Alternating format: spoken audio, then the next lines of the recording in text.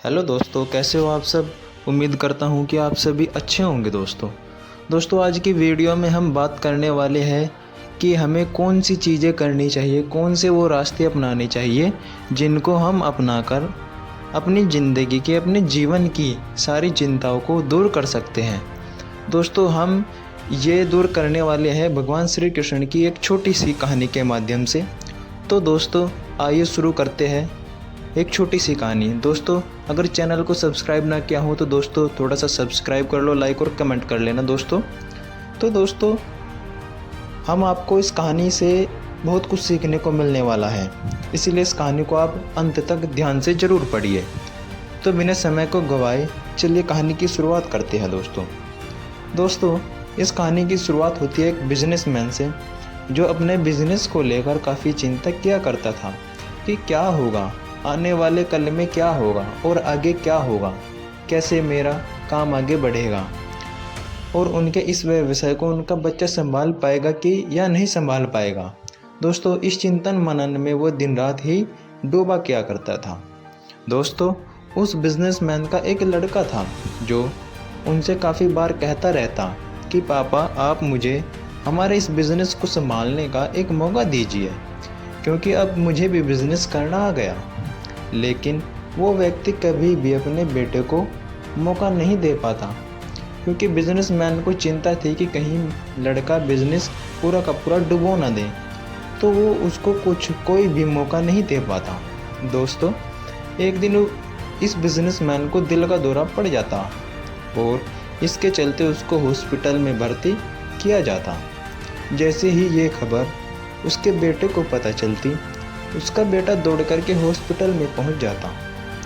बेटा हॉस्पिटल में पहुंचने के बाद उसने ये देखा कि उसके पापा अब एडमिट हैं और डॉक्टर्स ने उससे ये कहा कि आपके पापा अब पहले से थोड़ा ठीक है, वो धीरे धीरे रिकवर हो जाएंगे।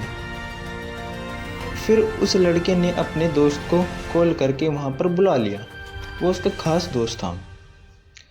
फिर उसका दोस्त वहाँ पर आ जाता है और वो उस लड़के से पूछता है कि भाई क्या हुआ, यहाँ पर कैसे, अस्पताल में कैसे, यहाँ पर क्या हुआ, आप यहाँ पर क्या कर रहे हो। फिर इस बिजनेसमैन के लड़के ने अपने दोस्त से कहा कि मेरे पापा को दिल का दौरा आया हुआ है और उन्हें अस्पताल में एडमिट किया है। इसके बाद उस बिजनेसमैन का लड़का अपने दोस्त से कहता कि चल थोड़ा बाहर चलते हैं, थोड़ा घूम के आते हैं। और फिर वे दोनों अस्पताल से बाहर चले जाते हैं। जैसे ही वो अस्पताल से बाहर निकलते हैं दोस्तों, तो उनको एक आइसक्रीम वाला दिखाई पड़ता है। फिर वो लड़का यानी कि बिजनेसमैन का लड़का अपने दोस्त से कहता है कि भाई चलो आइसक्रीम खाते हैं। आइसक्रीम खाने के लिए वो दोनों आगे चल जाते हैं, दोनों आगे बढ़ते हैं और आइसक्रीम ले लेते हैं। और ये बात सुनकर उसका दोस्त थोड़ा सा चौंक जाता है और मन ही मन वो सोचने लगते हैं, मन ही मन वो अपने आप से पूछने लगते हैं कि अरे यार ये क्या पागलपन है, ये क्या पागलपन है। इसके पापा तो अंदर भर्ती है, हॉस्पिटल में एडमिट है और ये यहाँ पर आइसक्रीम खाने की बात कर रहा है और ये यहाँ पर आइसक्रीम खाने की सोच रहा है। इसके मन में तो थोड़ा अपने पापा के लिए सहानुभूति ही नहीं रही। फिर उन दोनों ने आइसक्रीम खरीद ली और वे दोनों आइसक्रीम खाने लग जाते हैं। लेकिन उसका दोस्त उससे रहा नहीं गया और वो पूछ बैठता है कि भाई मुझे एक बात नहीं समझ में आ रही। बिजनेसमैन का लड़का कि बताओ आपको कौन सी बात नहीं समझ में आई कि तुम्हारे बिजनेस का आगे क्या होगा और तुम्हारे पापा की तबीयत भी ठीक नहीं है और तू यहाँ पर आइसक्रीम खा रहा है। मुझे कुछ समझ नहीं आ रहा, मेरे को ये बात समझ में नहीं आ रही बिल्कुल भी कि आपके पिताजी हॉस्पिटल में भर्ती है और आप यहाँ पर आइसक्रीम खा रहे हो, आप इंजॉय कर रहे हो। फिर बिजनेसमैन का ये जो लड़का था वो काफ़ी बुद्धिमान व्यक्ति था और उसने अपने दोस्त से कहा, दोस्तों जो ये बात कही आप ध्यान से ज़रूर पढ़िएगा, ध्यान से ज़रूर सुनिएगा ये बात थोड़ा सा। उसने अपने मित्र से कहा कि मुझे ये मालूम है कि तुम क्या सोच रहे हो, तुम ये सोच रहे होंगे कि मेरे पापा एडमिट है और मैं यहाँ पर आइसक्रीम खा रहा हूँ, मेरे यहाँ पर मज़े चल रहे हैं। पर मेरे दोस्त, मेरे मित्र, ऐसा कुछ भी नहीं है। ऐसा इसीलिए कुछ भी नहीं है क्योंकि मैं भगवान श्री कृष्ण का एक अनन्य भक्त हूँ, अच्छा भक्त हूँ। मैं उनकी काफ़ी पूजा पाठ करता हूँ और उनके बताए गए मार्गों पर चलता हूँ। और उन्होंने 2 बात हमेशा अपनी ज़िंदगी में याद रखता हूँ। उनकी 2 बात वो लड़का अपनी ज़िंदगी में हमेशा याद रखता है कि पहली बात यह है, पहली बात जो हम सबको पता है कि काम करो यानी कि कर्म करो, फल की चिंता हमें नहीं करनी। अर्थात कर्म करो, फल की चिंता मत करो। इसीलिए जो होगा देखा जाएगा। तो मैं सिर्फ अपने काम पर ही फोकस करता हूँ। अगर मैं अपने काम पर फोकस करूँगा तो इससे बिजनेस भी अच्छा चलेगा। और वो दूसरी बात कौन सी है, वो लड़का अपने दोस्त से कहता कि मैं तुम्हें भगवान श्री कृष्ण की एक छोटी सी कहानी एक और सुनाता हूँ, जिससे हमें ये दूसरी बात अच्छे से समझ में आ जाएगी।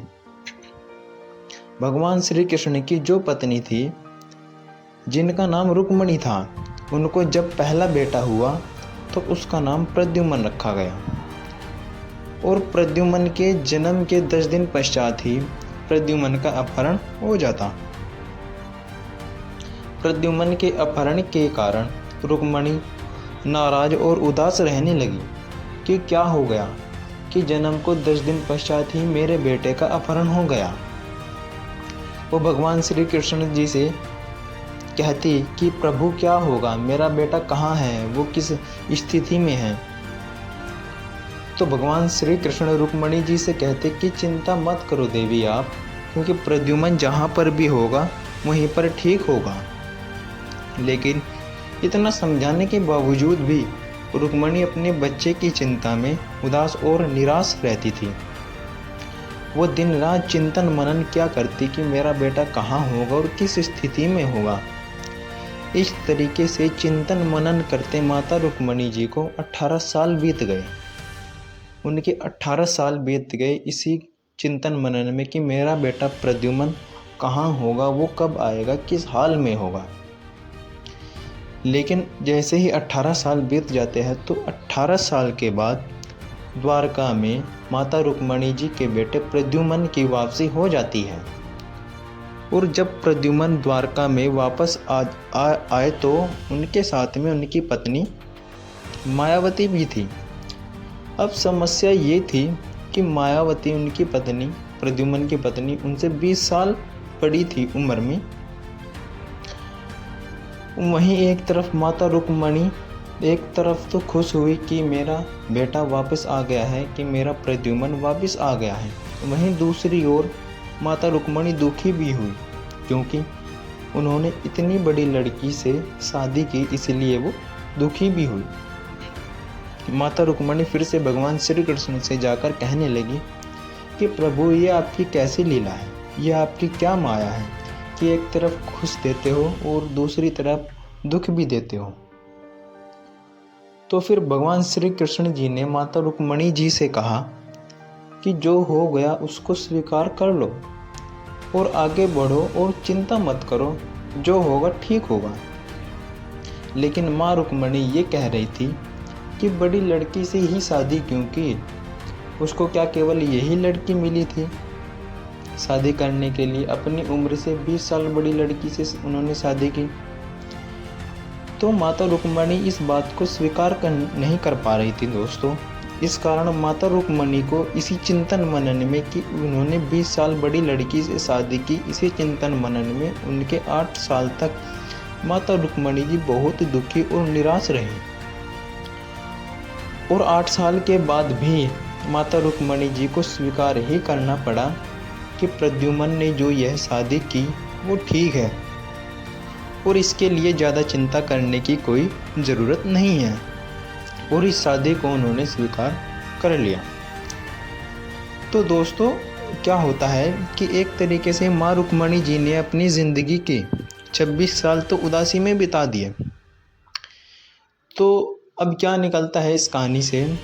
इस कहानी को दोस्तों ख़त्म करते हुए वो लड़का अपने यानी कि बिजनेसमैन का लड़का अपने दोस्त से बोला कि मैंने अब स्वीकार करने सीख लिया, क्योंकि भगवान श्री कृष्ण जी कहते हैं कि जो हो रहा है उसे स्वीकार कर लो, ज़िंदगी अपने आप सहज हो जाती है।